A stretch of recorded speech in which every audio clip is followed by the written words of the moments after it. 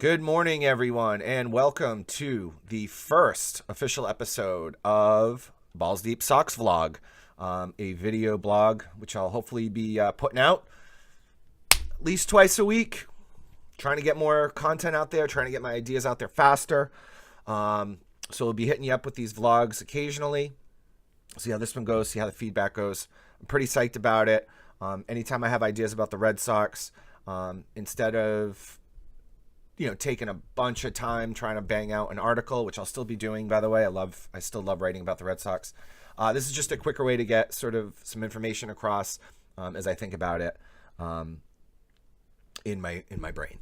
So that's what's going to go down for this first foray into the Sox vlog.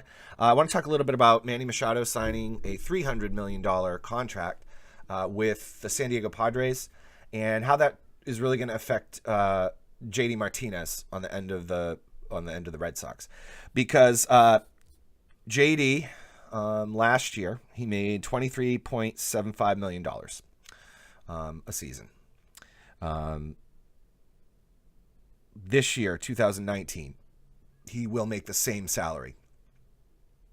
After this season, he can opt out of his contract and become a free agent. If he doesn't do it after this season, he can do it in 2020, and he can also do it in 2021. So he's got He's got three different opt-out, choices or chances, whatever you want to call it.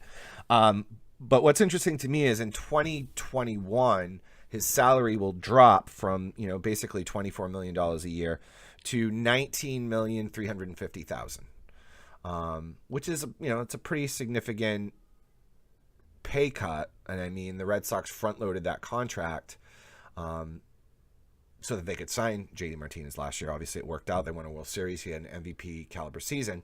But it's interesting to see, and before I continue on that, by the way, last year JD Martinez didn't join the Red Sox till I think it was the first or second week of spring training. Spring training had already started and he wasn't even with the team yet. So, I'm not sure if he wants to go through that again. Obviously, Bryce Harper is going through it now. Manny Machado went through it.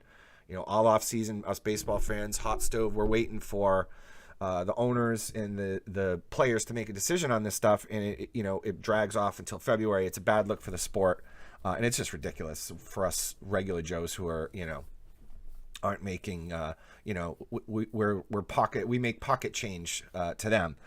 So, but it would be interesting to see what he's going to do. So is he going to look at it and say, okay, $24 million a year for the next couple of years isn't really far off from, the $300 million that he may think he's worth, as far as, because he's just as good of a hitter as Manny Machado.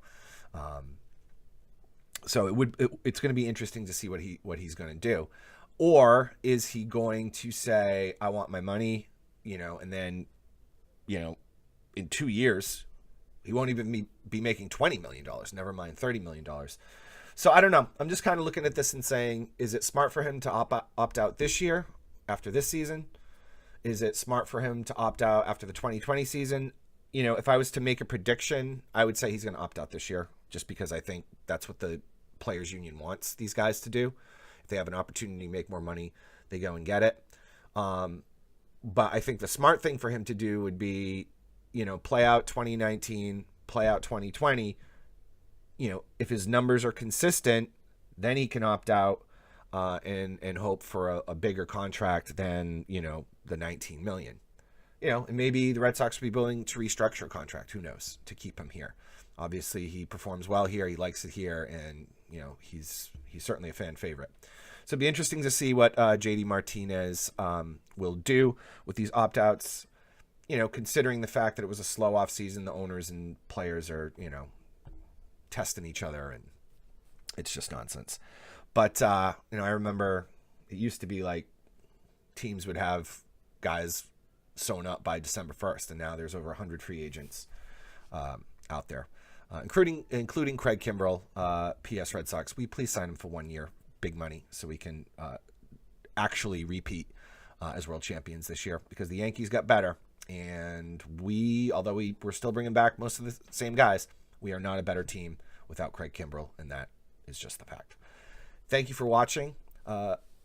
premiere episode of Balls Deep Sox Vlog.